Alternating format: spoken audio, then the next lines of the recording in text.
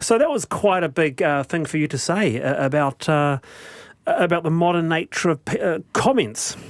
Yeah. I mean, I wrote that explaining why I'd been happy enough to let my site become a bit quieter. And it's certainly not only public address that's seen this. Probably one of the more notable examples is the spin-off, which, also RNZ's The Wireless had the same experience around the same time. It was just too hard to manage discussion forums. And moderation is a really hard, emotionally taxing, punishing job. In what way? Because you're trying to keep everyone happy, and you're having to make snap judgments. You have to try and put what you think to one side, and yet at the same time use your judgment. There was a very good story on this on the American website The Verge this week, looking at the lot of Facebook moderators. And there are 15,000 of these people around the world. Wow. And they're basically living that job with PTSD. They're seeing and reading things that no one should have to see and read, let alone constantly throughout the day. Because the idea was when comments first came in, you had the sort of the paper, of course, and when the internet happened and blogs like yours came along, and there was stuff from the Herald, and it was seen as at last the people have a voice. You know, comment sections give something that the article might not have. Yeah, and I used to be pretty proud of ours. For a long time. I still am. I like the people who comment on public address. But there was this sense that it became more partisan, more factionalised, and less tolerant of each other. What's driven that? I don't know. I think social media certainly has a case to answer there.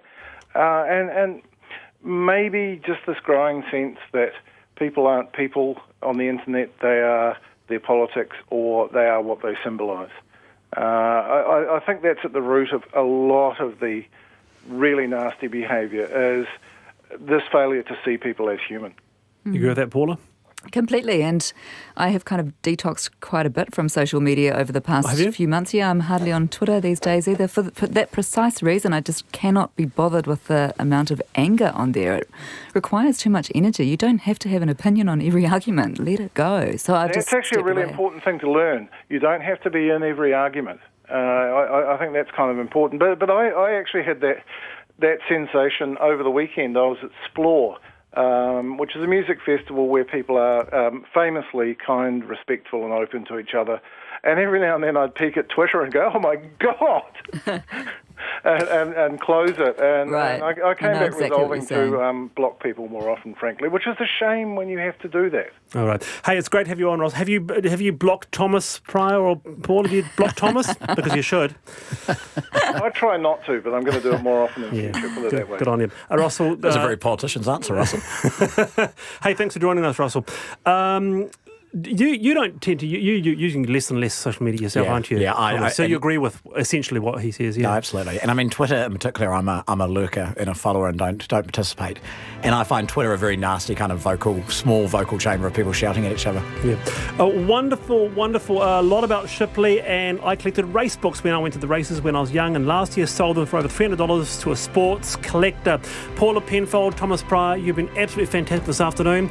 And I will see you tomorrow afternoon from 3:45 sharp. Bye.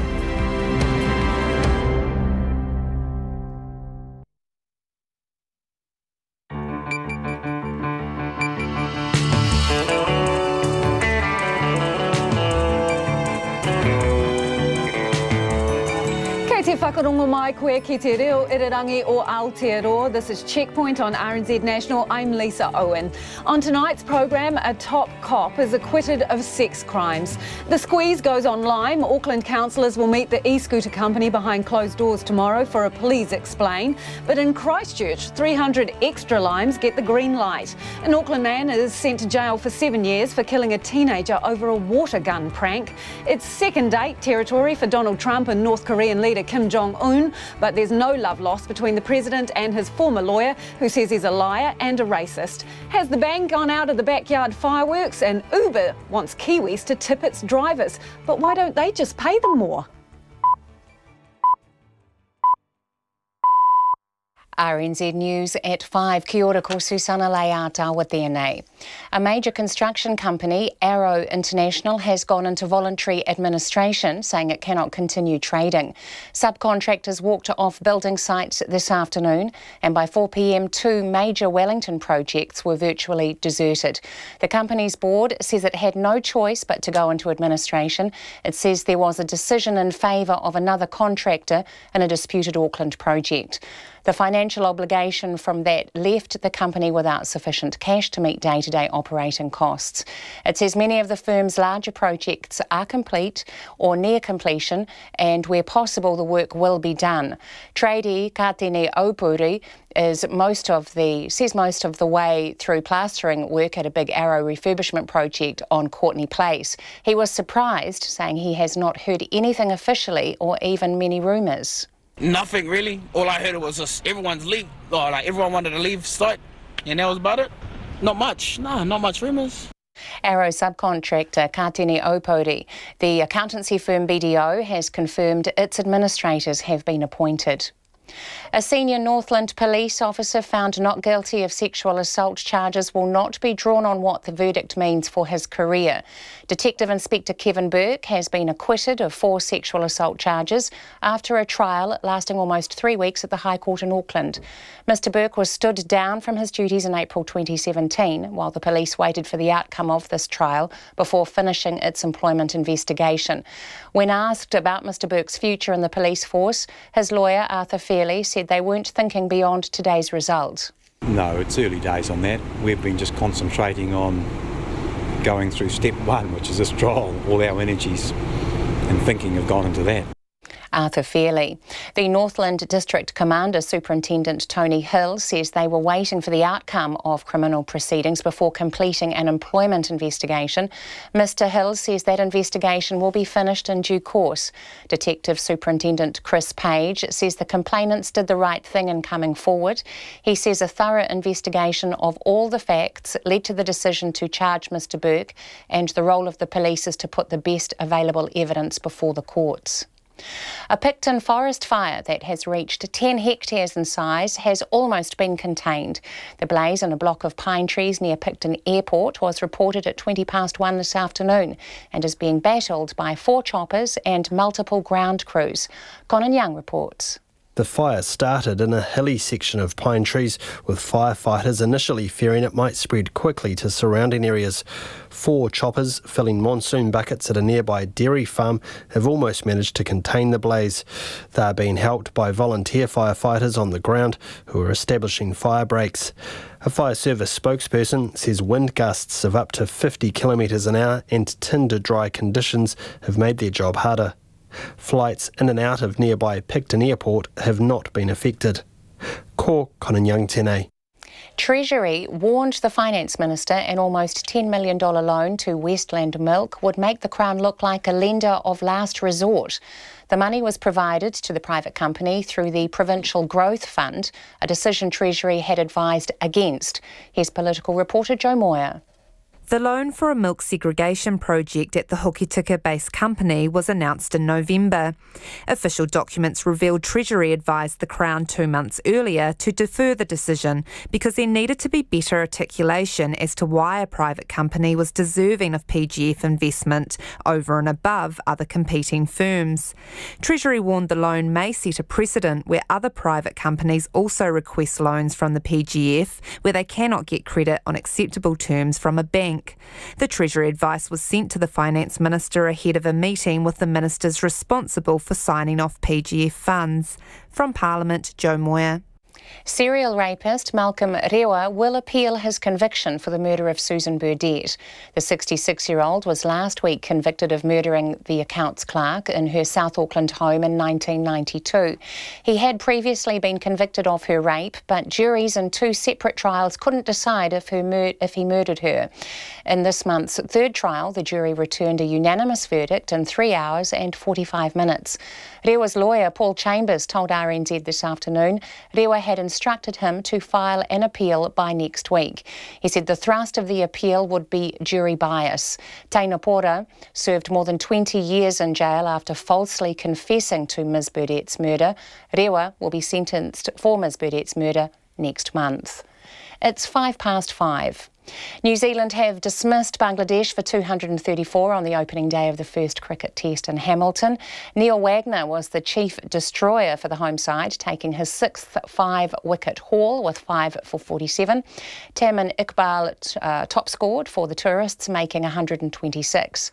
The fallout over a review of the New Zealand women's hockey teams has taken another twist, with the national body backtracking on what it said when it unveiled the findings. After a 5-month process, Hockey New Zealand has provided just a 3.5-page summary. Clay Wilson reports. The limited summary revealed at least half of those who played for the New Zealand women's team between 2016 and 2018 reported serious concerns about the environment under former long-time coach Mark Hager. Asked by RNZ to clarify what those serious concerns were, Board Chair Mike Bignell denied the report included that level of detail. But the national body has now released a statement admitting the report did clearly set out examples of the behaviour players expressed concern about. Hockey New Zealand, though, is standing firm on their original decision to release limited details of the independent report, despite the objections of the New Zealand Hockey Players Association and High Performance Sport New Zealand. This is Clay Wilson. Australian Zach Murray is the clubhouse leader in the first round of the New Zealand Golf Open in Queenstown. Murray shot at opening round 8 par of 63. Ryan Fox is one of 3 New Zealanders who have completed their round and sits 5 shots off the lead at 3 under.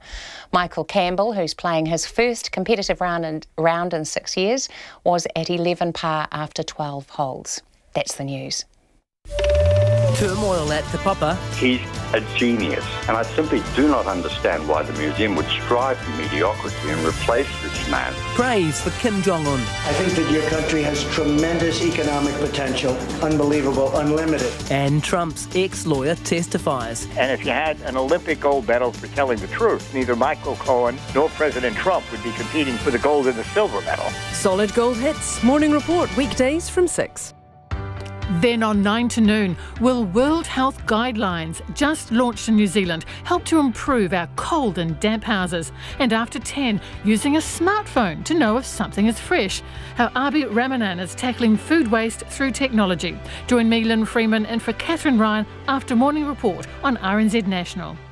Now the short forecast from Met Service to midnight tomorrow. Northern and western areas from Northland to Wellington, including Bay of Plenty and the Central High Country. Fine in most places, but showers about Northland overnight. Gisborne, Hawke's Bay and Wairarapa. A few showers becoming confined to Gisborne and northern Hawke's Bay this afternoon, then clearing everywhere tomorrow afternoon. Marlborough, Nelson and Buller. Fine apart from areas of cloud tomorrow morning with patchy drizzle in Nelson. Canterbury and Westland, fine weather. Otago and Southland, areas of cloud and isolated showers becoming confined to the south coast this afternoon, and fine spells increasing elsewhere. Fiordland, fine apart from a few showers south of Doubtful Sound. Chatham Islands, showers, some heavy with hail, easing this evening, fine spells and the odd shower tomorrow. It's 5:08 and you're with RNZ National. Thanks, Susanna. I'm Lisa Owen and you're listening to Checkpoint. Vindicated. That's how the lawyer of a top police officer found not guilty of 4 sexual assault charges described his client today. Detective Inspector Kevin Burke has been on trial at the High Court at Auckland for almost 3 weeks on 2 charges of sexual violation by unlawful sexual connection and 2 of indecent assault. This afternoon, the jury unanimously found him not guilty of all charges. Joanna McKenzie was in court. Mr. Burke, the jury has found you not guilty of all charges. I therefore now discharge you on charges 1, 2, 3 and 4 on the Crown charge list. You are free to leave the court whenever you wish. And Kevin Burke, who had remained composed during the reading out of the verdict, got up and immediately left the courtroom on hearing those words from Justice Sarah Katz. There were audible gasps and tears from family members sitting in the public gallery as the results sunk in. Outside the court, Mr Burke was asked by media what his future now held. He left most of the talking to his legal counsel, Arthur Fairley, and said just a few words for the waiting media. So I'd just like time to spend with my family and my legal team. Thank you very much. Over the course of the 3-week trial, the Crown had alleged that Mr Burke sexually assaulted 2 vulnerable women in their own homes after he'd met them in the course of his job. He denied their account, although admitted a sexual encounter had taken place with one of the complainants, but outside his professional scope. Speaking on Mr Burke's behalf, his defence lawyer Arthur Fairley says his client is relieved and grateful for the result. He has been vindicated. From day one, as we all know, at a very early stage, he gave his account, which is precisely the account he gave to this jury, which, with the speed of the return of the verdict after 2.5 weeks, clearly one would think they accepted. Arthur Fairley says the investigation and the last 3 weeks in court has taken a huge toll. It's an impact on any citizen who's charged with something like this. It doesn't need a lot of imagination to appreciate the impact on his life generally, the impact on his career. He's a senior policeman. He's now been acquitted. Mr Burke was stood down from his duties in April 2017, while the police waited for the outcome of the case before finishing its employment investigation. But Mr Fairley wouldn't say what the verdict meant for Mr Burke's police career. No, it's early days on that. We've been just concentrating on going through step 1, which is this trial. All our energies and thinking have gone into that. In a statement, the police say they acknowledge the jury's decision and that this has been a difficult case. They also acknowledge the people who came forward to testify, saying it was the right thing to do. With regards to Mr Burke's job, they say its employment investigation will be completed in due course, but they wouldn't give any more details. For Checkpoint, called Joanna Mackenzie-Aho. Transport company Lime won a big victory today in Christchurch, with the City Council agreeing to boost scooter numbers. This comes not long after the e-scooters were removed from Dunedin and Auckland streets due to a brake glitch that was throwing riders off and causing serious injuries. But today, 3 Lime employees faced the Christchurch Council and promised the glitch had been fixed and the scooters were, quote, absolutely safe. They also spoke to Checkpoint afterwards after previously refusing repeated requests for an interview. Our South Island video journalist Logan Church has the story and, well, not so many answers. Lime has used these occurrences as an opportunity to further prove itself as a responsible operator, committed to complying with local law and regulation, improving our communications and complying with all council requests, as well as providing the best possible service to all our customers. That's Hamish Ellis, Lime's Christchurch Operations Manager, promising the City Council its scooters are safe. Lime's dominated headlines in recent weeks after it was revealed a braking glitch has thrown at least 155 riders off. One man who spoke to Checkpoint earlier this week said he was thrown off his Lime scooter in October, but didn't hear from Lime until last Sunday. And that left a sour taste in the mouth of Auckland and Dunedin councils, who pulled the scooters off the streets last Friday. But that has not thrown the Christchurch City councillors, who today voted to boost Lime scooter numbers in Christchurch from 700 to 1,000 and extends its licence for another year. In the meeting, Hamish Ellis said a lot of work had been done to ensure the e-scooters are safe. Since then, our local team has supported our central team in taking all potentially affected scooters off the street for testing and information gathering. In addition, we've reached out to every rider who has reported this issue and have commissioned a third-party firm exponent to help investigate. Most Christchurch City councillors have been on board with the idea of Lime scooters from the get-go. Many have been posting photos of themselves on the scooters on social media, a very different stance from some of their Auckland and Dunedin counterparts. Deputy Mayor Andrew Turner, who chaired today's meeting, explained why he believed they worked so well in Christchurch. We as a city which is progressive absolutely need to be working in a way that allows for that to happen, where Christchurch can be seen as an exemplar of the way that we do these new modes of transport that other cities are looking at to say, well, this worked in Christchurch, how can we replicate that in our city? We're fortunate that we've got a flat city, we're fortunate that we've got a city with good infrastructure. After the meeting, the 3 Lime representatives agreed to an interview with Checkpoint. Every request we've made for an interview regarding safety issues has been refused or ignored until today. I spoke to Matthew McNeil, Lime's New Zealand city launcher. Over the moon to extend our permit in Christchurch and increase our cap. Obviously has proved to be a really successful initiative and offering to the Christchurch public, and so really over the moon with their decision to extend our operation. Yeah. Let's talk about that safety issue which has dominated news media over the last week, over the break-in. What was the issue there? So we had an unexpected wheel locking issue in our fleet, which we became aware about in the last month in January. That was driven by a lot of customer support and trip reviews at the end of our trips that we weren't so clear at the start. Obviously, us and our central team, we've been working on that pretty day and night for the last few weeks, and they've obviously gone into an investigation with a third-party consultant as well, and we've been able to sort of identify the root cause of that and implement some new firmware updates that have eradicated the problem. Since knowing that issue, obviously our local teams have pulled every potentially affected scooter off the road, and we've supported our central team in testing and providing information to those. Our central team has been doing an investigation to clarify and find commonalities in those potentially affected scooters, and then identify the root cause of that, like I mentioned. So we've also committed a third-party consultant on that who has assisted us in the investigation, and we've found that root cause and implemented a firmware update to fix that and eradicate that issue. Can you categorically now say that every Lime scooter is safe from that issue? Yes. Completely safe? Yes. Some statements made to Checkpoint also seem to contradict earlier statements by the company. In one opinion piece published in the New Zealand Herald on the 25th of February, Lime's Director of Government Affairs APAC, Mitchell Price, said the company became aware of the break-in issue only a few weeks ago. But today, we became aware of this customer service reviews in January. And again, you've heard from injured riders on Checkpoint who say they had this happen to them last year.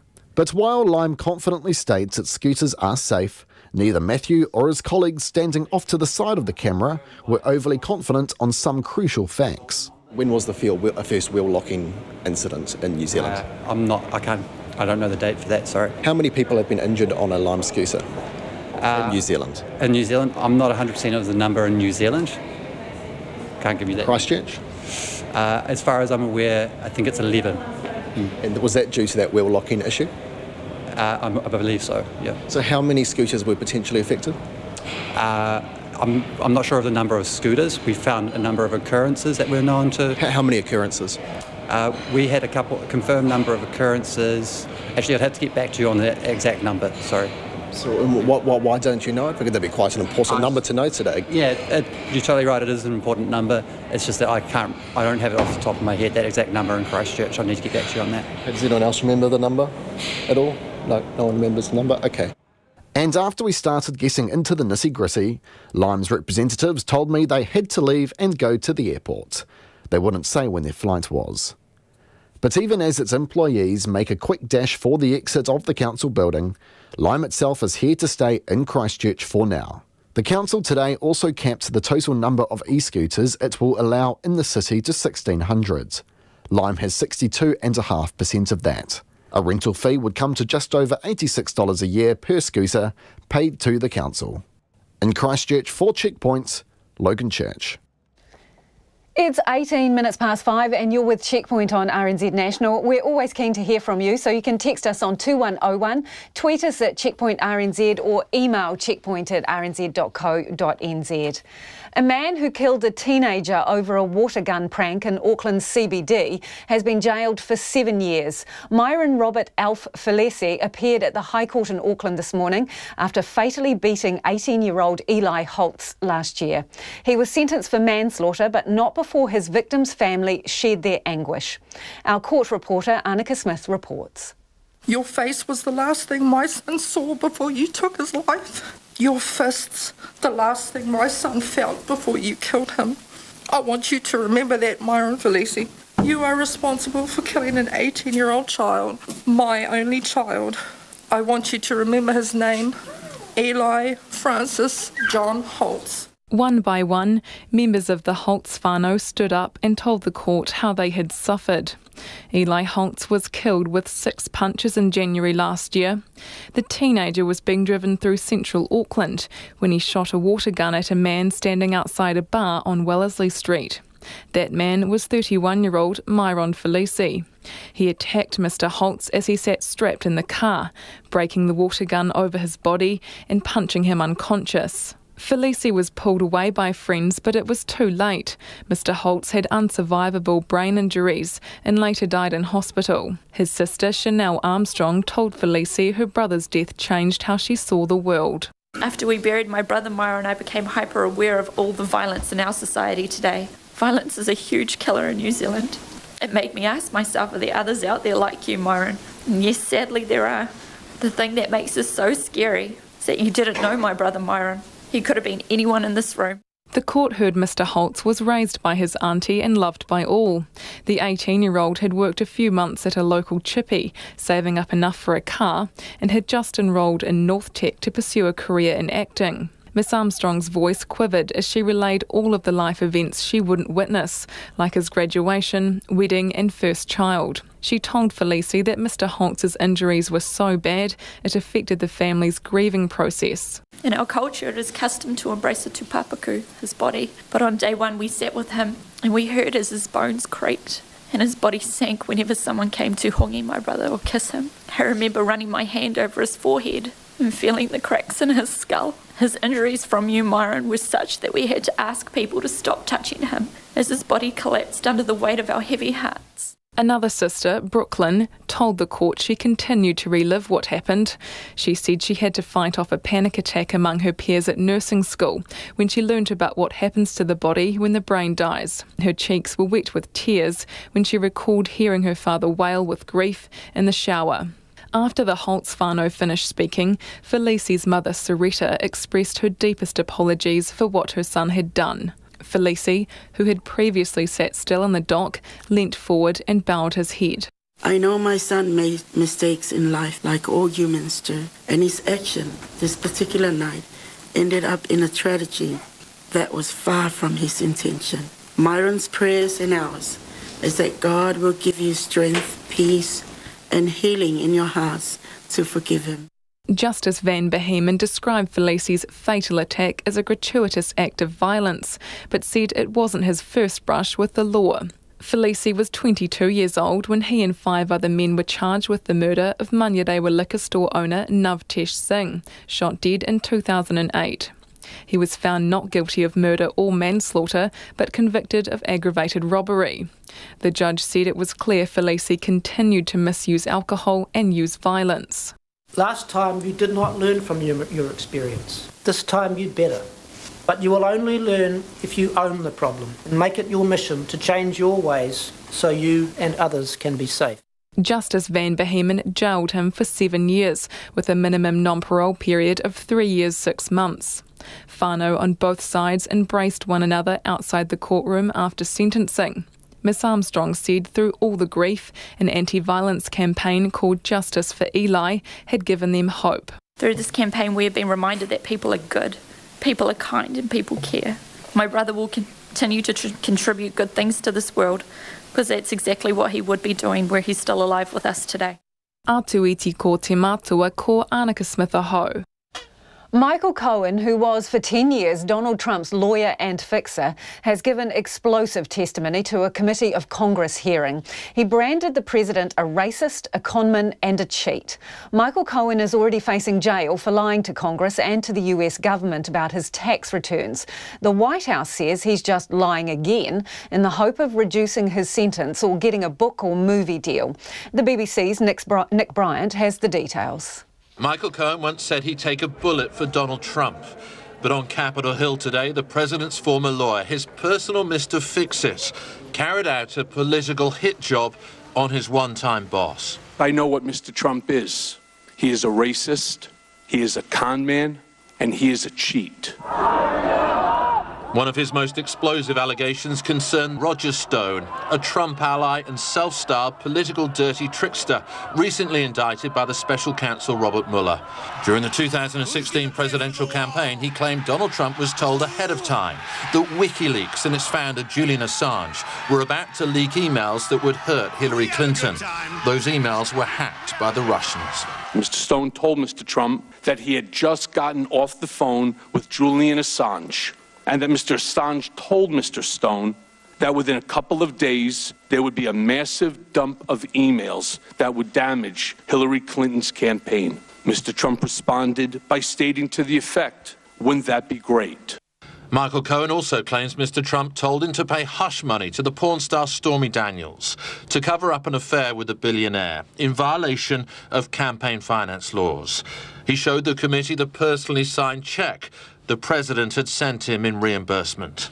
The President of the United States thus wrote a personal check for the payment of hush money as part of a criminal scheme to violate campaign finance laws. So what of the burning question of whether there was collusion between the Trump campaign and the Kremlin? Questions have been raised about whether I know of direct evidence that Mr. Trump or his campaign colluded with Russia. I do not. And I want to be clear, but I have my suspicions. He's going to be an amazing president. On the eve of the hearing, the Republicans released video showing Michael Cohen lavishing praise on Donald Trump. The words the media should be using to describe Mr. Trump are generous, compassionate, principled. And today they tried to trash the reputation of this convicted fraudster found guilty of lying to Congress, even displaying visual aids to make the point. There's no truth with you whatsoever. That's why that's important to you, to look up here and look at the old adage that our moms taught us, liar, liar, pants on fire. No one should ever listen to you and give you credibility. It's sad.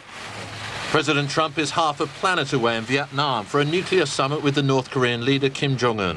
On camera, he remained tight-lipped about the fire and fury coming from his former lawyer back home. Any reaction to Michael Cohen of his testimony? But on Twitter, he claimed Mr. Cohen was lying to reduce his prison term. I wish I can go back in time. Michael Cohen admitted tearfully that he can't rewrite history. The question for Americans watching his dramatic testimony: did he present a truthful version of it today? And that was Nick Bryant reporting from Washington. It's second date territory for President Donald Trump and North Korean leader Kim Jong-un, who are talking denuclearisation in the Vietnamese capital, Hanoi. The meeting follows on from last year's summit in Singapore. President Trump's already declared the talks will be very successful, but Donald Trump's bid to seal an historic deal has been overshadowed by those allegations made by his former lawyer. The BBC's John Sopel is on the ground in Hanoi. I asked him how the leaders' second date was going. They have to be the most unlikely couple ever brought together. But, you know, diplomacy, the world stage, you don't choose the people you have to be speaking with. And I think that it is extraordinary. They do seem to have a kind of rapport between them. Two of the most unusual hairstyles brought together on the world stage, you'd have to say. And I think that they are doing some serious business. Now, how far they'll get is anyone's guess. I mean, I thought that kind of Singapore was theatre. We've got to wait to see whether there is substance. I kept coming away with that horrible acronym, CVID, complete, verifiable, irreversible disarmament, which is what they talked about a lot in Singapore. I'm hearing a lot less of it now, and I'm wondering whether there is some kind of compromise in what Donald Trump is going to ask from Kim Jong-un in the name of getting a deal. Yeah, so who's going to blink first? Because that's what it's going to come down to, isn't it? Someone's got to concede something. So who's it going to be? Well, I think last time round, Donald Trump thought he'd had a brilliant summit in Singapore. He comes to the news conference, announces that unilaterally America is going to suspend military testing on the Korean Peninsula. And everyone scored that as a massive victory for Kim Jong-un, with Donald Trump not having got much in return. So I think Donald Trump's got to be careful that if he's going to give away goodies like lifting sanctions, declaring an end to the Korean War formally, then he's got to have something back in return. And it's what that is and whether it's enough and whether Kim Jong-un is going to make serious steps to open up the nuclear facility in North Korea for inspection for verification, and all the rest of it that the US has previously demanded. So Donald Trump has said he thinks it's going to be really, really, really successful. What does success look like in his mind, do we think?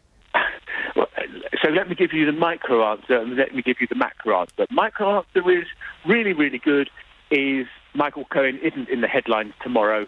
Nuclear disarmament is in the headlines tomorrow. Because I think that Donald Trump does watch intently what the headlines are, which way they're going, how is it looking for him. And he cares deeply about that, and he will be fully aware that America is obsessed by one thing at the moment, and it's not what's happening here in Hanoi, it's what happened yesterday in Washington with the evidence given by Michael Cohen before that House Oversight Committee. And so I think Donald Trump would love to feel that on a small level the conversation goes back to what is happening on the Korean Peninsula. The macro level, what victory looks like is that there has to be substantial progress towards denuclearization, and to see that this has got meaning to it as well as sound bites. And and it's that latter bit that I think is the tricky one. And the thing is, this is all, as you say, happening against a backdrop of the fact that Michael Cohen is basically, spilling his guts, and it's all over the media. How has President Trump handled that? Is he just ignoring it, pretending it's not happening, or is he speaking to it, or what? Well, he has. He didn't speak to it yesterday when he met reporters. Someone asked him a question on Cohen, and he just kind of put on his poker face, his lips pursed together, his eyes sort of kind of flared anger at the reporter, but he didn't engage. There's been one tweet saying that Michael Cohen's a liar, and I wish I'd never taken him on as my attorney. So far, I think everyone is trying to hose him down and say, keep calm, don't fire back, don't give this story another sort of news cycle. But it's going to be inevitable. Donald Trump just had the details of the news conference I'm going to go to this afternoon that President Trump is going to give. I would imagine every international journalist from around the world who will be there will want to talk about the denuclearization of the Korean Peninsula, and virtually every American journalist who is there is going to want to talk about Michael Cohen and the accusations that Donald Trump was a cheat, a conman, a racist, those kind of three memorable words from the Cohen testimony. And also kind of, there are serious bits of what the suggestion from Michael Cohen when he produced the check that Donald Trump had signed while still in the Oval Office to pay off Stormy Daniels in breach of campaign finance laws. That raises the suggestion that the law was broken by the president. Now, that is serious. And there were one or two other bits as well, without going into the kind of weeds of it, where Michael Cohen was very careful. He took aim. He didn't go in there with a blunderbuss. He went in there with a sniper's rifle, and he was taking particular aim at targets where Donald Trump is vulnerable. And those questions are going to be coming back again and again at this news conference. And that's the BBC's John Sopel speaking from Vietnam on a slightly dodgy phone line.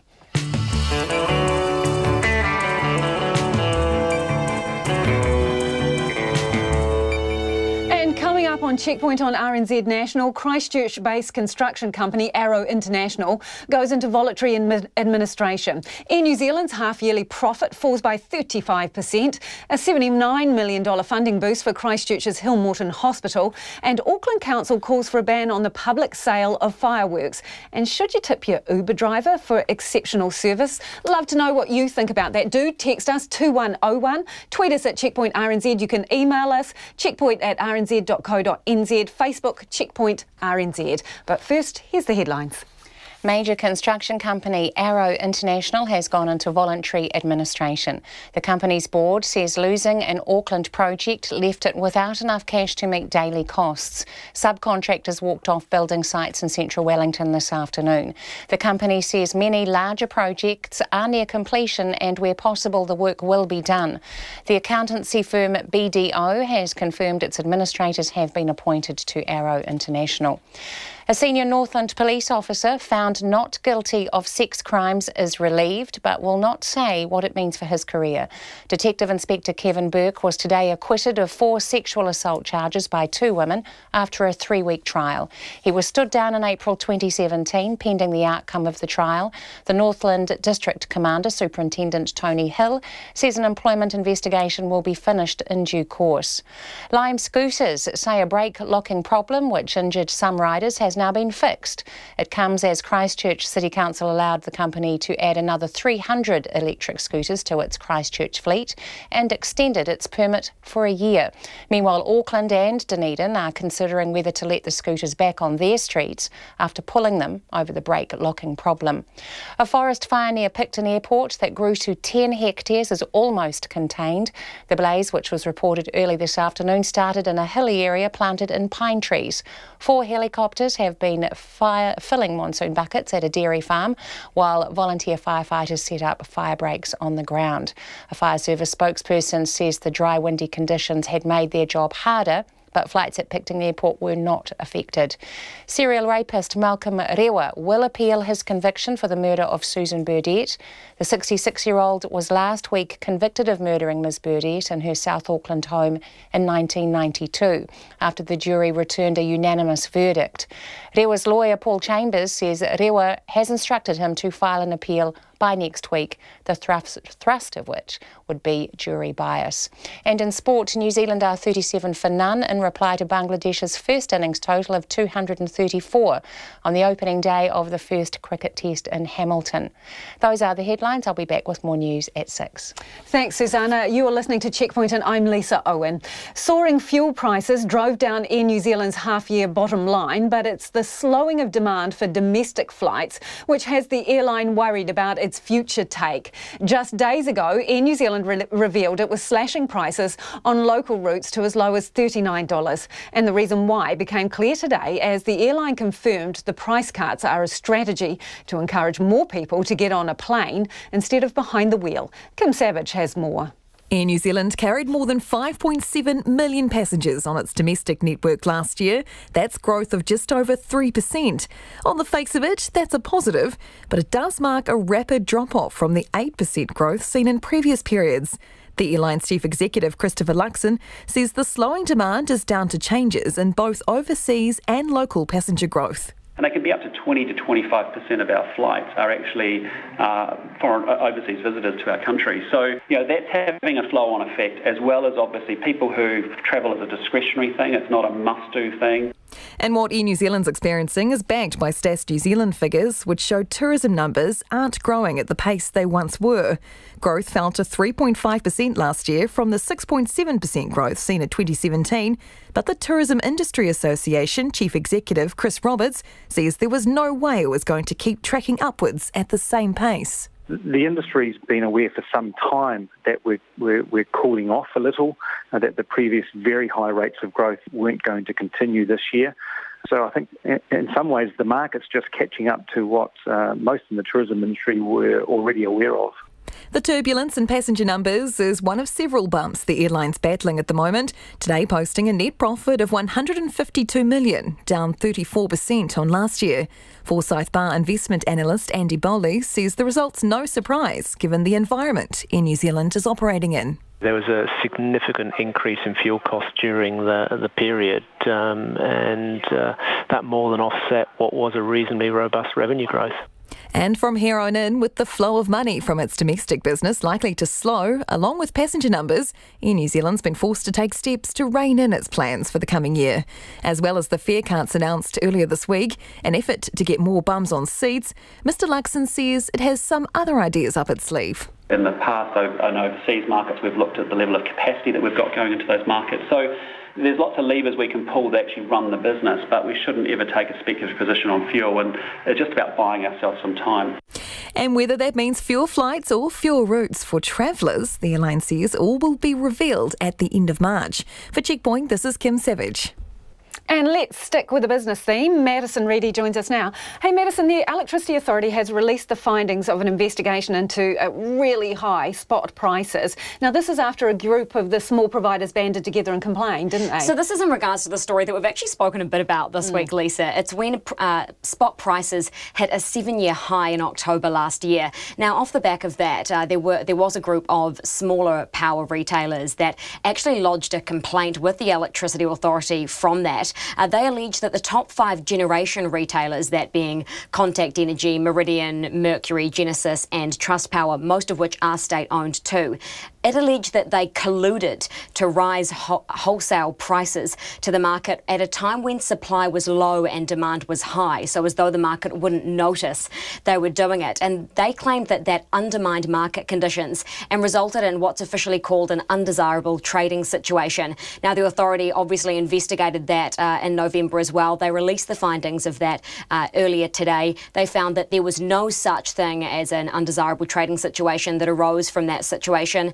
They said that the wholesale market is working absolutely fine, but they do agree that the spot prices did hit pretty large highs last year. They're not denying that at all. And I asked one of the complainants this afternoon, the chief executive of Electric Kiwi, which was one of the companies that lodged their complaint, Luke Blinko. I asked how he felt about the authorities' findings.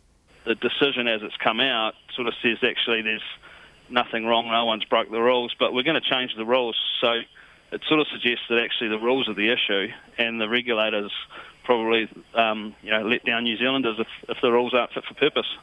Are you just unhappy because the authority didn't swing in your favour? Well, we're disappointed the authority hasn't suggested that some changes to the rules need to be taken more quickly. To see any outcome from what they suggested here could take, 3 years. Meanwhile, this could happen again quite easily. So in your eyes, the wholesale market isn't actually working? No, we don't have confidence in it. And the standard for a UTS is that, a lack of confidence in the market. Well, you've got 5 players that have expressed a lack of confidence in the market. That's Luke Blinko, the Chief Executive of Electric Kiwi, and in response to the authorities' decision earlier today as well, all of the top 5 generators, they came out and they obviously welcomed the authorities' decision, and it obviously professes their innocence, of which they claimed their hands were clean the entire time. Fonterra, OK, so it's announced it's going to be paying farmers more. So is that good, bad or somewhere in between? Well, it's good for farmers. So early this morning, Fonterra announced that it was going to raise its milk payout forecast by 30 cents to between $6.30 and $6.60. But on the back of that, that's actually going to squeeze margins on the side of Fonterra's consumer business. So its input's going to be higher in its raw materials business. That will hit the other side of the cooperative. And that also means that its earnings will be lower as well. So it's had to scrap its half-year dividend. That was in the devil in the detail that it also when it also made that announcement today. And that comes at a time when Fonterra is in the midst of a major overhaul too. I mean, last full year, their financial result was actually a loss of $196 million. At the moment, they're reviewing all of their assets and ventures, and the new chief executive and chair are going through the ringer at the moment. And we're going to find out a bit more detail on all of their financial results at the end of March. So certainly more to come there. And what about the rest of the market? The NZX Top 50 index closed up tonight, just 0.5%. That's 44 points to 9,325. Fonterra's share price was down more than 7% tonight to close at $4.17, and in New Zealand too, with that profit drop of 35%, their share price was also down 3.5% to $2.47. The New Zealand dollar is buying at 68.5 US cents, 95.8 to the Australian, and 51.5 British pence. Thanks, Madison. Madison Reedy there with your business news. Another major construction company is in big trouble tonight. Christchurch-based Arrow International has gone into voluntary administration today, throwing building sites into chaos. Dozens of subcontractors walked off 2 of its major projects in Wellington this afternoon after a meeting with Arrow this morning. Crane subcontractor Christopher Thompson was loading up the back of a ute parked at an Arrow site in Dixon Street a short time ago and spoke to our reporter Phil Pennington. We're told to clear out all our gear for Smith's cranes just in case. In case of what? Closure. It's sad. Closure of? Construction of this Arrow construction. So you're getting all your gear out? Yep. Except for the crane. Well, we can't get that out. How long have you been on site? About half the job. I got transferred from Auckland down here. So you would have hoped that it would be going, you expect it to be here for how much longer? Another 4 more months maybe. Crane comes down in May, is it? Yeah. So. Have you heard if you're actually back on the job tomorrow? We hear bits and pieces from other contractors. They say, they might be opening up tomorrow or Monday. But to be sure, well, we just got told to get all their gear out. And do you know, have you heard from Arrow? I mean, have you heard anything official? I think they're having a meeting this afternoon about it. To verify with all the hierarchy, all Arrow bosses. And that's Christopher Thompson talking to Phil Pennington there. Just over an hour ago, that Dixon Street site, as well as another Courtney Place site, were virtually empty. Other subcontractors at the 21-storey building on Dixon Street say they've removed all their equipment as a precaution in case the site is closed tomorrow. The Dixon Street developer is called Vicinity, and Mike Cole says he's moving to Plan B, but still expects the project to open tomorrow and does not expect he'll have to find another lead contractor. This afternoon, at least 20 senior Arrow employees were gathering at its Wellington headquarters in Taranaki Street. They refused to talk as they went inside, and RNZ was told to leave the offices.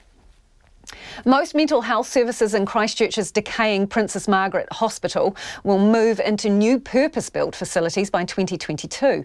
The government has approved $79 million for the project, which will see services for mothers and babies, children, adolescents and adults with high and complex needs relocate to the embattled Hill Morton facility. Rachel Graham has more. Princess Margaret Hospital opened in 1959, but in recent years has gained a reputation as a dark, dingy and desolate site. The building is in the process of slowly being decommissioned, and a number of services have already moved elsewhere. But mental health services for children and young people, mothers with babies, people with eating disorders, and for those in need of intensive mental health care are still provided at the Cashmere Hospital site.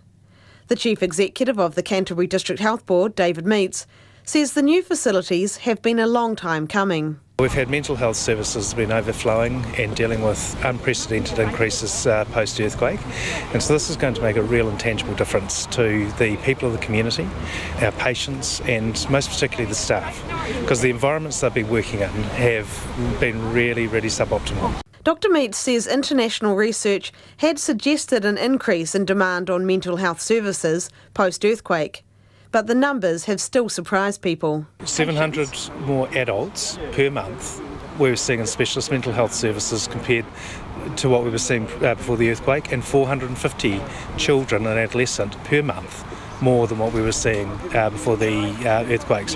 The numbers are huge. Dr Meets says they keep expecting those numbers to ease off, but that hasn't happened. The new facilities will have 45 beds and 5 to 7 cots for babies staying with their mothers. That's 8 fewer beds than what is currently available, but Health Minister David Clark says that's in line with a modern approach, which focuses on more people being treated as outpatients. The facilities will be modern, and the modern approach to care is to try and ensure that we are treating more in the community and supporting people to be in the community. So it's not an expansion of services at all, but it is creating a therapeutic environment and a modern environment that supports healthy well-being. Hill Morton Hospital has also been the site of a series of complaints by staff in the last year over violence and aggression directed at them from patients. Late last year, a nurse was stabbed and another had boiling water thrown at them. Tony Gushlag, the General Manager of Specialist Mental Health, says the planned facilities should help address those issues too. The environment is really important from a therapeutic reasons and for safety and well-being. So when you can purpose-build a facility to fit the contemporary model of care, of course you're going to be able to create spaces that make it easier to give people space and to manage compatibility issues and have more options for people. Acute adult services will, however, remain at Princess Margaret for the time being, as the District Health Board develops a business case for a new facility to take to the government. In Christchurch for Checkpoint, Rachel Graham. And it is about 12 minutes away from 6. We're always keen for your feedback, so do text in 2101, tweet us at Checkpoint RNZ. You can email checkpoint@rnz.co.nz or Facebook us, Checkpoint RNZ. The Australian Catholic Cardinal George Pell has spent his first night in prison for child sex offences. Overnight, as people in his hometown of Ballarat came to terms with the verdict. The Vatican has confirmed it will open its own investigation into the Cardinal, meaning he could ultimately be dismissed from the priesthood. Back in his hometown of Ballarat, the city's Catholic bishop says the conviction has been particularly disturbing for the diocese, where he worked as a young priest in Catholic education. The ABC's Charlotte King reports.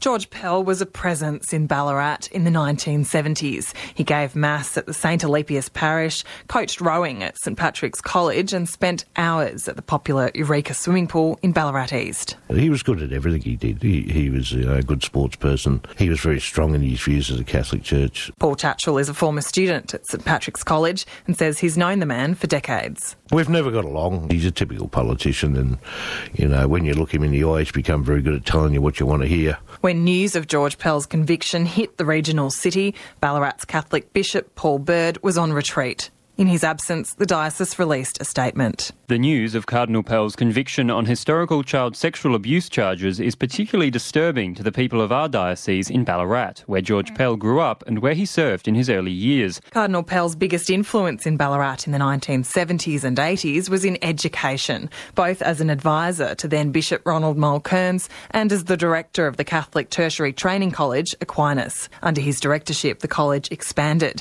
and eventually became a campus of the Australian Catholic University. Its current Vice-Chancellor, Greg Craven, provided a character reference for the Cardinal's defence team that was tendered in court yesterday. In it, he described Cardinal Pell as deeply sensitive, thoughtful and considerate, and charitable in respect of the failings of both friends and enemies. In a statement, a university spokeswoman said, "The university respects the judicial process and will not be making any comment until all legal avenues, including any appeal, have been concluded." Other institutions have been quicker to act in response to the Cardinal's conviction, with Ballarat St Patrick's College removing his name from a wing of classrooms. Former student Paul Tatchell was sexually assaulted as a child at the school. The former Christian brother, Edward Dowland, was jailed in the 1990s for his crimes against the student. I don't think George is the answer anymore. I really don't. I think we've gone beyond that. He's been the focus of attention for so long.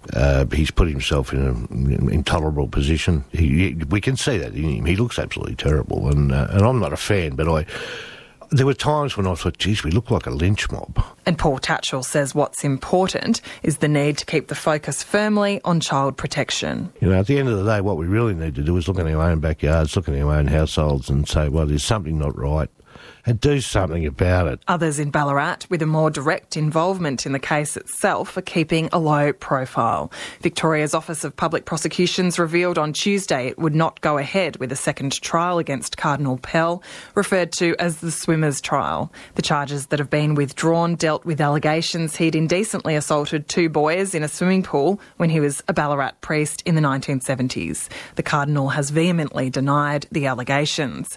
Ingrid Irwin is a former lawyer for the complainant in that case. I think it's really, really difficult to sort of come down from that 5-year investment of emotional energy, time, talking to lawyers, talking to the police, to then just sort of be dropped. And you're going into that grey area where there's nothing, and then there's literally no recourse.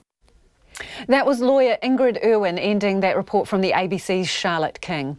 Auckland Council is calling on the government to ban the sale of fireworks, a move it says will save lives. Public consultation by the council last year received 8,000 submissions on the issue, with 90% of responders in favour of the ban. Today, councillors voted to take that fight to the government. Our reporter Jessie Chang has the details.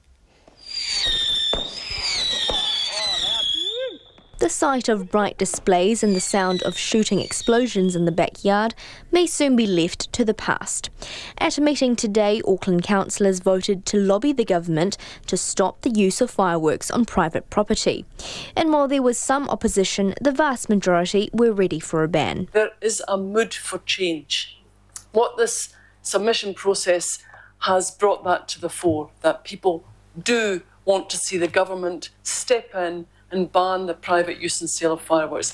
Ms Casey said the government received a petition with 32,000 signatures to stop private fireworks in 2015. She said instead of issuing a blanket ban, the then government reduced the hours that fireworks could be sold in and stopped selling rockets. Ms Casey became passionate when she pointed out that majority of Australian states had already stopped fireworks. Why is New Zealand so permissive? Why is it every time we say we'd like something to change. We're accused of being nanny state.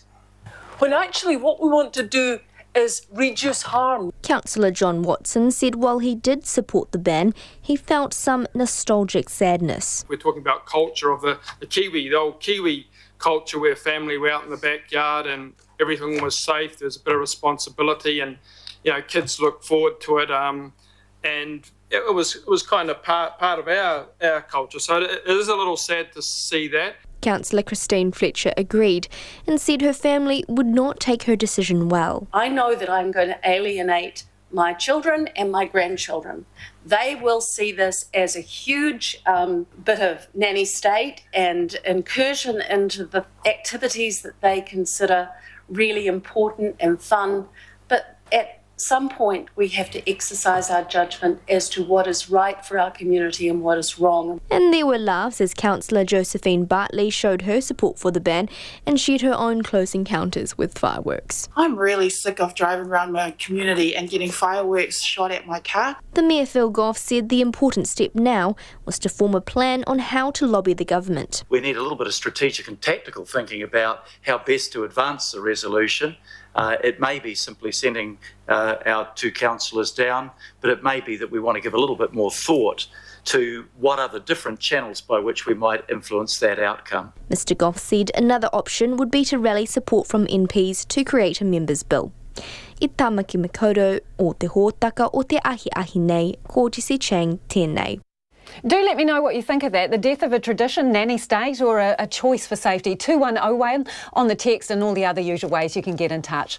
You've heard of identical twins and non-identical twins, but now in an Australian first, researchers have discovered a third type in Queensland, semi-identical twins. What's with that? You can't be a little bit pregnant or a tiny bit unique? I don't get it. Anyway, let's read on and find out what happens. They're the second known set of semi-identical twins in the world, where the children share identical DNA from their mother, but not their father. The ABC's Sarah White has the story. When mother of two sets of twins, Prue Bernard, goes shopping, it takes her longer than most. Oh, walking down the shopping aisles with two sets of twins is kind of a nightmare. You're a little bit of a celebrity for a moment, I think. You get asked 1,000 questions. What kind of questions do you get asked? Are they identical? Are they fraternal? Because there's two sets, did you use fertility treatment? But a new question that the Brisbane mother might be asked is whether either sets of twins are semi-identical. A new study in the New England Journal of Medicine has identified semi-identical twins in Brisbane, where they share 100% of their mother's DNA, but only a proportion of their dad's DNA, like non-twin siblings. It's only the second case of semi-identical twins found in the world. The first case was discovered in the United States in 2007.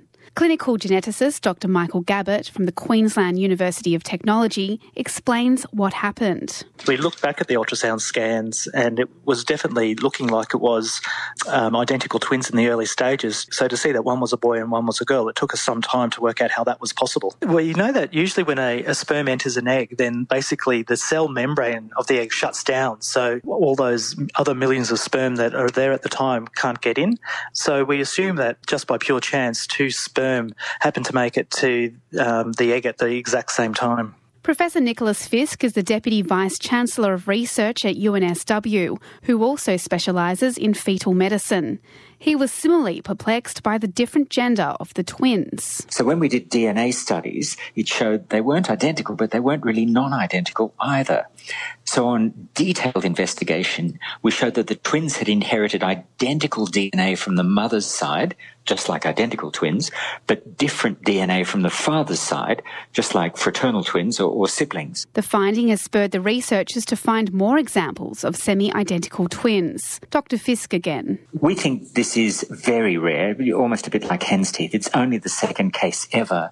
We went back and looked at nearly 1,000 twins, non-identical twins, with family studies and couldn't find a single case like this. But the mixed chromosome does present medical complications. Dr. Michael Gabbett explains. Well, we know that individuals who have a mixed chromosome complement of 46XX and 46XY do have an increased risk of a rare tumour of the gonads, that's the ovaries or testes, known as gonadoblastoma. So both twins have been monitored for that. Unfortunately, the girl was found to have early signs of these changes, and so the difficult decision was made to remove her ovaries. Despite this only being the second case of semi-identical twins ever found, Dr. Gabbett believes it's likely there's more. So we do think it's a rare event. It is likely that there are other semi-identical twins walking around out there who are fit, well and healthy and just presumed to be either identical or non-identical.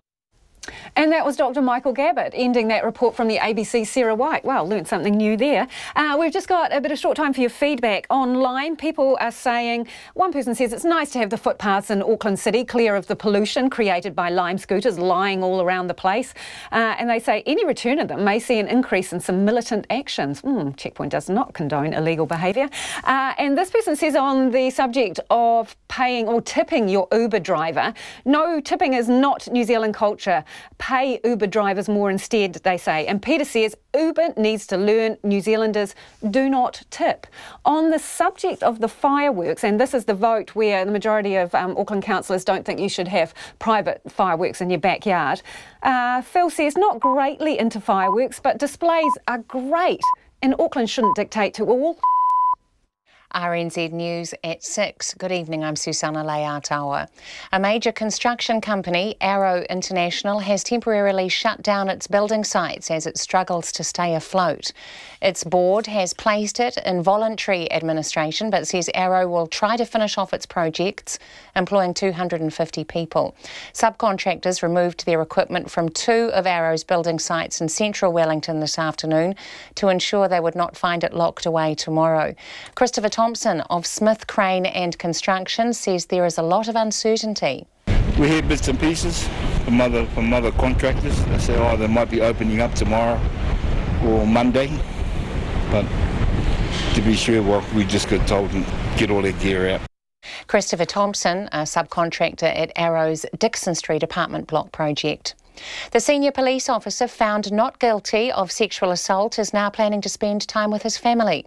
Detective Inspector Kevin Burke has been on trial at the High Court in Auckland for almost 3 weeks on 2 charges of sexual violation by unlawful sexual connection and 2 of indecent assault. This afternoon, the jury unanimously found him not guilty of all charges. Outside court, he was asked what's in store for his immediate future. So I'd just like time to spend with my family and my legal team. Thank you very much. Kevin Burke was stood down in April 2017 while the police waited for the outcome of his trial. They are now beginning an employment investigation. A spokesperson for Lime Scooters says they have fixed a brake locking problem which injured some riders.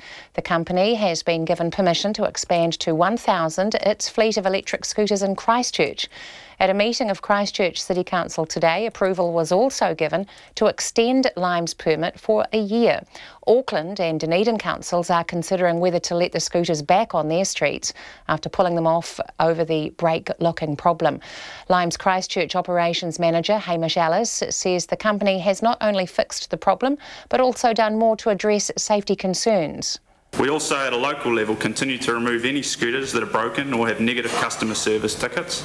We increased our quality assurance checks and we've increased the number of staff that are actually conducting these quality assurance checks. Hamish Ellis of Lime. The Treasury warned the Finance Minister against lending almost $10 million to a West Coast milk company. The money was provided to Westland Milk through the Provincial Growth Fund, a decision Treasury advised against. It said it would make the Crown look like a lender of last resort. The loan for a milk segregation project at the Hokitika-based company was announced in November.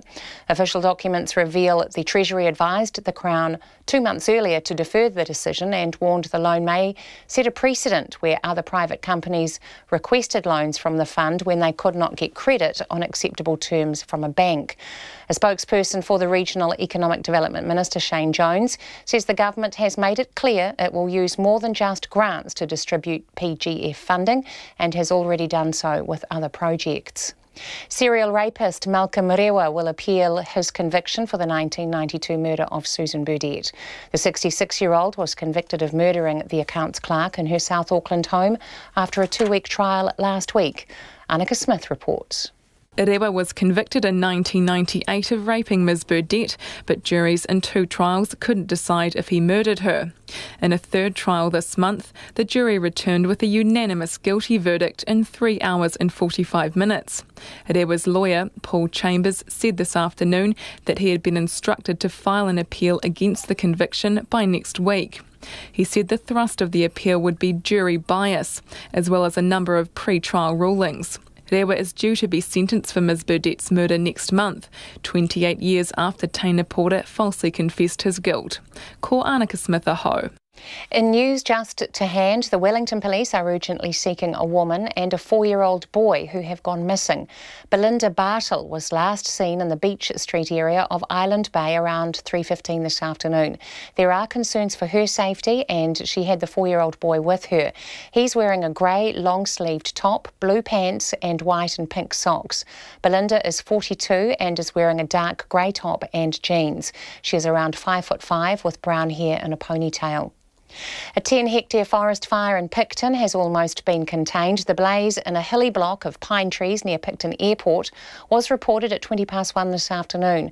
4 helicopters with monsoon buckets and volunteer firefighters are fighting the blaze. President Donald Trump has begun a second day of talks with the North Korean leader Kim Jong-un by saying he is in no rush to reach a deal. After warm words on the first day, Mr. Trump is under pressure to secure concrete steps towards ending the North's nuclear program. But the US leader insists that it's more important to get the right agreement. Speed is not that important to me. I very much appreciate no testing of nuclear rockets, missiles, any of it. Very much appreciate it. We had a very good talk about that last night. And again, I am in no rush. We don't want the testing, and we've developed something very special with respect to that. Donald Trump. Mr. Kim, who seldom ever has to answer questions from journalists, said it was too early to tell what would come out of the talks. It's coming up to 6 minutes past 6. New Zealand is 74 for none, having dismissed Bangladesh for 234 on the opening day of the first cricket test in Hamilton. Neil Wagner was the chief destroyer for the home side, taking his 6th 5-wicket haul with 5 for 47. Tamim Iqbal top scored for the tourists, making 126. The teenage Aucklander, Jang Hyun Lee, is the best placed of the New Zealanders at the opening round of the New Zealand Open in Queenstown. Lee arrived from South Korea 2 years ago to work on his golf and now sits 6th equal, with carding a 4 under par 67. A group of 4 other New Zealanders, including Ryan Fox, are shot back. Australian Zach Murray is the clubhouse leader at 8 under par.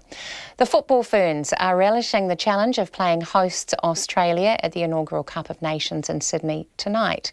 In what is the first of 3 matches at the tournament, Ferns striker Sarah Gregorius says the opening game will give the New Zealanders, who are ranked 19th in the world, an early benchmark against the 6th ranked Australians. For us, there's such a quality team, obviously picked to do well at the World Cup, and it's just such a great way to begin the year for us with that sort of opposition and draw a bit of a marker in the sand as to where we're at and work on what we need to, take pride on the things that we do well and look to build towards June. The match kicks off at 9:30 p.m. The New Zealand snowboarder Zoe Sadowski-Synnott has maintained her good recent form in the semi-final rounds at US Open Snowboarding Champs, earning the highest score in the slopestyle event to advance to Saturday morning's final. That's the news. Tonight on Nights, Alison Balance has the latest from Kakapo Central, along with details of 2 rare elements which start with the letter A. There's a window on the world of sensory food education, which doesn't mean taking them to McDonald's. And this week's cultural ambassador Fergus Barrowman brings the jazz with something new from Mark de Clive Lowe and not so new from Cicely McLaurin Salvant on Nights of me, Brian Crump, after the news at 7 on RNZ National. Now the short forecast from Met Service to midnight tomorrow. Northern and western areas from Northland to Wellington, including Bay of Plenty, and the central high country. Fine in most places, but showers about Northland overnight. Gisborne, Hawke's Bay and Waidat Upper. A few showers becoming confined to Gisborne and northern Hawke's Bay this afternoon, then clearing everywhere tomorrow afternoon. Marlborough, Nelson and Buller. Fine apart from areas of cloud tomorrow morning with patchy drizzle in Nelson. Canterbury and Westland fine fine weather. Otago and Southland, areas of cloud and isolated showers becoming confined to the south coast this afternoon, and fine spells increasing elsewhere. Fiordland, fine apart from a few showers south of Doubtful Sound. Chatham Islands, showers, some heavy with hail, easing this evening. Fine spells and the odd shower tomorrow. It's coming up to 9 minutes past 6 and you're with RNZ National. Thanks, Susanna. And this is Checkpoint. I'm Lisa Owen. An Auckland councillor rates Lime's performance 3 out of 10 so far, but says he'll still vote to keep them on Auckland streets. There's been more than 150 incidents involving a brake fault that sent some riders flying and caused some serious injuries. The e-scooters were taken off the streets until Lime can prove the fault's fixed and riders are safe. Auckland councillor Chris Darby says he's received a confidential report on Lime, and councillors will get the chance to squeeze the company for more information in a closed-door meeting tomorrow.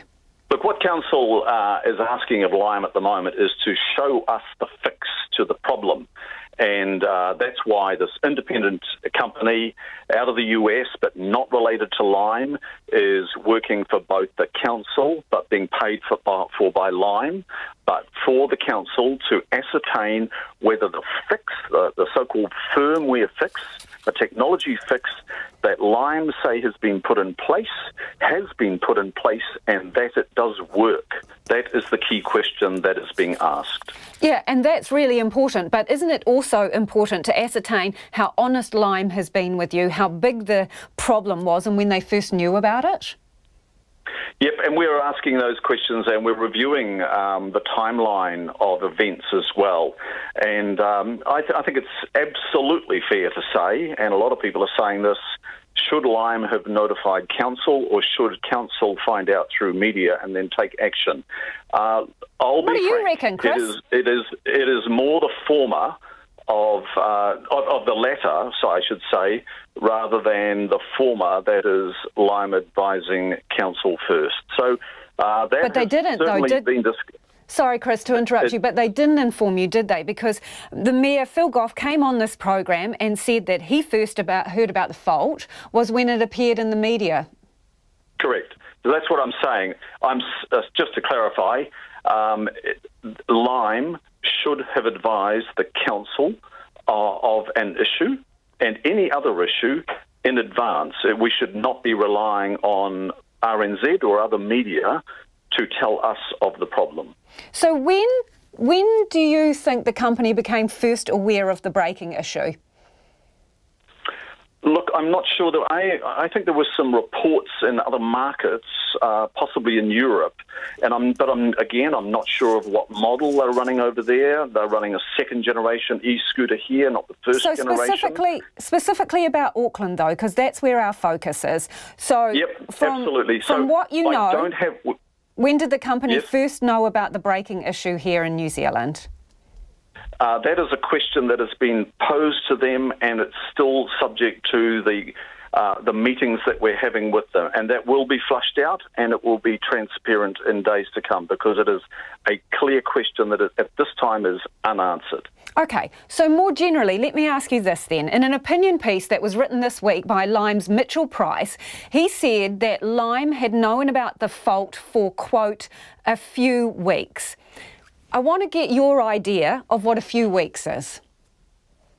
Well, a few is sort of 2 to 3, and that's far too long. We would expect to be notified of that issue almost immediately. If they can confirm they've got a problem and they haven't got an immediate fix for it, because we are the licence giver, the grantor, we would expect to be notified almost immediately.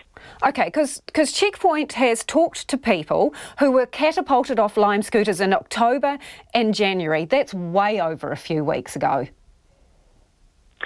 Yes, it is. And look, I understand we had some feedback from Lime that in some instances they were not aware of some, not all, but some of the brake failures. That is, those that were using the scooter might have had that incident, but they didn't communicate it back to Lime. And there is Isn't that the core of the problem that we're just seeing here? I mean, how in control of this is the council and monitoring this? Well, I can tell you now, Lisa, we're very much on top of it. And that's why we haven't given the go-ahead for the scooters to be back on the roads and pavements of Auckland. But you are going to, though, aren't you? You are going to let them back on the roads and pavements. The question for us was, is there a firmware fix in place that makes the scooters safe? And that is the anti-theft braking issues are resolved. And we will see after the face-to-face meeting tomorrow, technical experts talking to other technical experts about what Exponent have confirmed and whether they do get the go-ahead or not. So where is the accountability for the lack of reporting of the incidents to the council? The fact that it has apparently been going on for some months, not weeks. Where is the accountability around that? If you were focusing on the firmware fix and saying that if they fix the software, they can go back on the streets, what about the accountability for the other issues? Lack of transparency. Yeah, and that's the second issue and an important issue. And we are addressing that in our discussions as well. So that's with our senior management. How will you address that? I can assure you, and I've spoken to our Chief Operating Officer, Dean Kimpton, about this, they are asking specifically those questions and why they were not advised earlier. And we want to know specifically how, going forward, if they were to be allowed back on the streets after tomorrow's discussions, what is Lime going to put in place that is different to ensure communication is precise? Are you going into bat for the victims? Because some of these people are pretty smashed up. Yeah, look, I wouldn't like to be turfed off a bike or a scooter or anything at, anything over about probably 15 kilometres an hour. And I'm reading reports of people being turfed off at, approaching 30 kilometres an hour. One of them's got his jaw wired and is drinking through a straw. Yeah, and that's exactly why the council has called time and asked for the scooters to be recalled back to base. They're off the streets, and we're looking to make sure that things are changed by Lime that are going to last. We don't want just a temporary change that when we find there's a glitch later on. We are doing our damnedest to make sure that safety of the user is paramount. So in your view, what moral responsibility does Lime have to its customers who were injured as a result of a fault that they have known about for some time? Look, I think the owner of any product or service has that moral responsibility. And look, it's going to have to be up to Lime to follow up with those individuals, and I'm sure it's starting to get information trickling into it from those individuals. And I encourage those individuals that have been turfed off by this problem to make contact with Lime and do it now. So how can you trust this company to report problems to you immediately if they haven't already done it? If you plan to give them their licence back or the go-ahead to get back on the streets on the basis of doing a software upgrade, how are you going to make sure that they report issues in the future and they escalate them in good time? And that, as I say, will be addressed in the discussions that we're having tomorrow. It's not just about the firmware fix. It's about the changes that we expect to take place within the organisation that is Lime. And so we want to make sure and have absolutely watertight guarantees from them that they are going to communicate with us promptly and accurately if they get the slightest hint that they might have a software or a firmware issue. How do you think they've done so far in terms of transparency in dealing with the council? No, they're scoring pretty low in my books, but we are addressing that. Okay, give us a number, Chris. Give us a number. Scale of 1 to 10. 10 being outstanding conduct by Lime, and 1 being down in the dirt. How have they done? 1 to 10. Well, it's lower than 5, unfortunately, and it's probably in the 3 range. And then counter that, I can see a wave of Aucklanders loving their limes. So they're scoring high in that regard, but safety trumps all that amenity, and we need to address the safety. In a few hours from now, Donald Trump's expected to front a press conference about his latest meeting with North Korean leader Kim Jong-un. But instead, he's likely to face a barrage of questions about allegations he's a racist, conman and liar. It follows his former fixer and personal lawyer Michael Cohen's explosive testimony to Congress. Cohen also produced a cheque signed by Donald Trump that was apparently a partial repayment for hush money that Cohen had paid to a porn star who allegedly had an affair with Mr. Trump. CNN correspondent Ivan Watson is in Hanoi and says President Trump needs something more than a photo op to come from his meeting with Kim if he's to win back the headlines. They just had a stroll along the flower-lined pool deck of the Metropole Hotel, that French colonial building more than 100 years old. They had a rather intimate dinner last night together with two of their top aides, Trump's Secretary of State and his acting Chief of Staff, and two top officials from the North Korean government side. They'll have a working lunch today, and they keep repeating their affection for each other. So it does seem that the honeymoon is continuing, or at least this is very much the second date between these two leaders. So is it all photo opportunities and making nice for the press, or is there realistically going to be something that comes out of this, something significant? Well, the White House says that there will be a joint signing ceremony in the afternoon here in Hanoi. So they're telegraphing that there will be some kind of a written agreement between these two leaders. So something, we're assuming, will be put down in writing. That's what happened in June in Singapore. There was an agreement there, but that one was rather vague. It talked about bringing peace to the Korean Peninsula. It talked about recovering the remains of soldiers missing in action since the Korean War more than 60 years ago. And it addressed the issue of denuclearization. We'll be looking to see what concrete steps towards disarming North Korea's nuclear arsenal will be spelled out in whatever this agreement might be, which we expect to be signed in a matter of hours. So who's playing who here? Because some of the critics would say that Trump is trapped in this situation. He can't get out of it. He needs to save face, and that there is no incentive for Kim to concede anything. So who's being played? That's a good question. I mean, we know that the North Koreans want sanctions lifted against North Korea. And another request they've always had is for an end to the joint military exercises that U.S. troops conduct in South Korea alongside the South Korean military forces. And the aspect that President Trump has applauded is that North Korea has not conducted missile tests now for quite some time, which are perceived to be a threat to the U.S., to South Korea, and its Japanese ally. As far as who's playing who, well, you know, some of President Trump's statements, even today here in Hanoi, seem to be lowering expectations. He said, quote, "Speed is not important to me. What's important is that we do the right deal."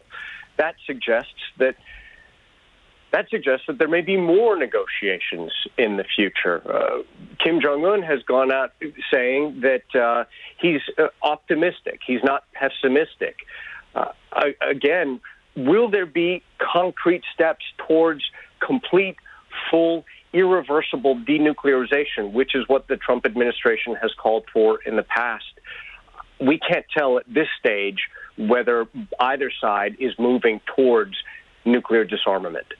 How much does President Trump need a big win here? Because this is against the backdrop of his former fixer, personal lawyer, Michael Cohen, well, really dishing the dirt, isn't he? He's really dished the dirt on the payments to the adult porn star. He's called him a racist and a liar. So how much does Trump need to bring the focus back to a big win here?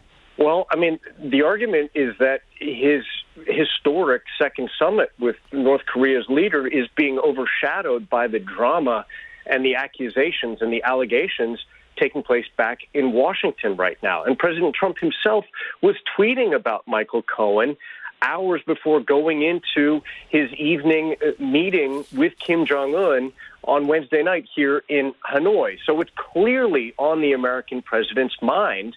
And the North Koreans, you better bet, are very much well aware of this. I was speaking with a former top diplomat in the U.S. State Department who handled the North Korea file, Ambassador Joseph Yun. He is now a contributor with CNN, and he was describing to me how well briefed the North Koreans are on whatever is in the New York Times on any given day, and how they told him that they didn't want to, more than a year ago, have a meeting with the former U.S. Secretary of State, Rex Tillerson, when he was in that position in Pyongyang. They didn't want him to come because they didn't think he would be in that position for much longer.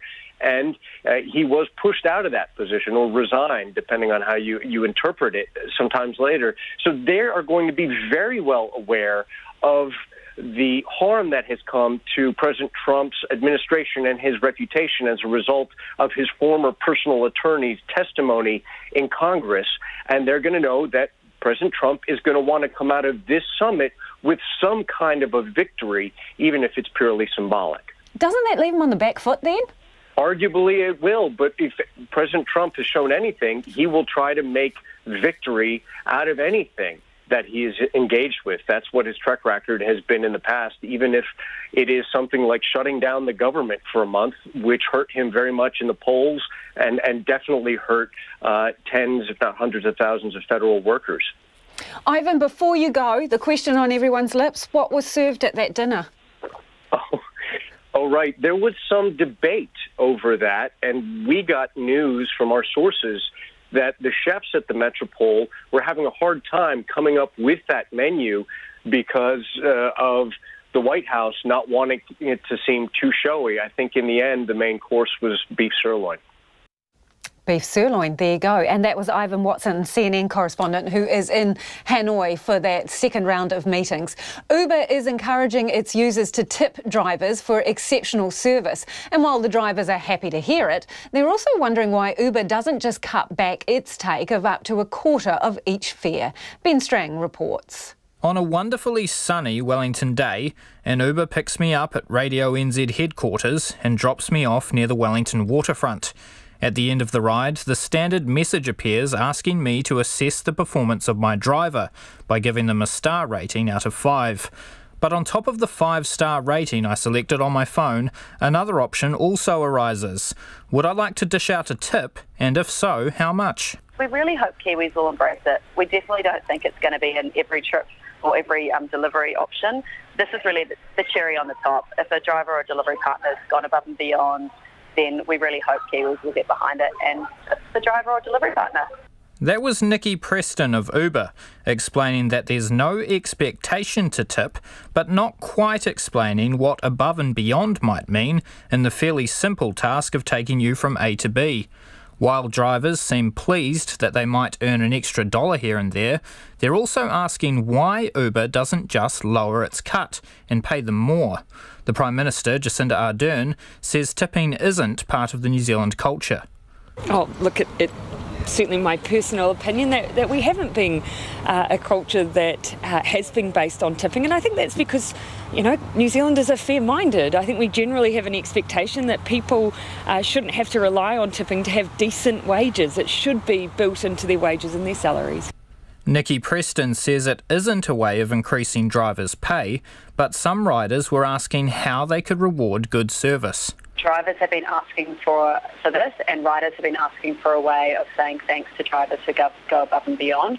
So tipping really is about thanking partners, not about complimenting earnings, but just like any other service industry, it's a nice cherry on top for doing a good job. But people on the streets of Wellington today were mostly sceptical the idea will take off. We already pay enough for Ubers. No, I think people should be paid properly by their employer. I'm happy to pay slightly more and make sure people are paid fairly. I've had some bad Uber experiences, so maybe tipping would encourage a better service, I don't know, but I don't think I would subscribe to the tipping. The app gives riders the option of automatically tipping $1, $2, $5 or $50, or you can input an amount that you'd like to give to the driver. For Checkpoint, Ben Strang. And already getting your feedback on that, this person says tipping is discriminatory, avoids tax, undermines fair pay. It is an opaque practice and leads to a tense relationship between driver and customer in a situation where each party rates the other. On fireworks, we've had a lot of feedback from you on fireworks. Not too many fans of the private fireworks display in the backyard. This person says I was terrified of fireworks as a child, still dislike them intensely. Public fireworks displays are far more spectacular and much safer for everyone, animals included. Michael says, I have sympathy for banning fireworks. However, my feeling is there's a need to enforce a shutdown of the use of fireworks after November 5th. I see many examples of youths letting them off prior and afterwards. Why punish the majority enjoying fun on Guy Fawkes night? Another person agrees, Steve. He says there's too much stupid behaviour with fireworks, plus setting off rockets at random late at night, months after fireworks evening. There is also the increasing fire risk, says Steve. Privately bought fireworks have had their time. Get rid of them, he reckons. And this person says, how about more of the quiet, family-friendly type fireworks? They didn't move my cat last year. But others say the problem's not the fireworks. This person reckons ban alcohol, not fireworks. Alcohol causes more damage than fireworks. And this one, fireworks, definitely a nanny state issue, they say. If we're going to get serious about things that are really harmful, what about getting rid of cars or alcohol? The damage, numbers of injuries and the social impact of alcohol are far worse than fireworks. Likewise, the death toll re road accidents, let's get real. Nanny state, leave the fun stuff alone, they say. Well, that's the fun stuff on Checkpoint for this evening. We'll be back tomorrow night. Do join us then. News headlines at 6:30. Construction firm Arrow International will try to finish off projects employing 250 people despite going into voluntary administration. Northland Detective Inspector Kevin Burke says he plans to spend time with his family now he's been acquitted on sexual assault charges. The police in Wellington are urgently seeking a woman who has gone missing with a 4-year-old boy in Island Bay. Lime says it has fixed a brake-locking problem which threw some riders off its electric scooters. And Malcolm Rewa is to appeal his conviction for the murder of Susan Burdett in 1992. Our next news and weather will be at 7. The Phoenix rises as the Christchurch Town Hall reopens. This Saturday, RNZ Concert will be there for a live broadcast from the Christchurch Symphony Orchestra's Concert Phoenix. Join me, Christine Argyle, for Music Alive this Saturday night at 7:30, live from the Christchurch Town Hall.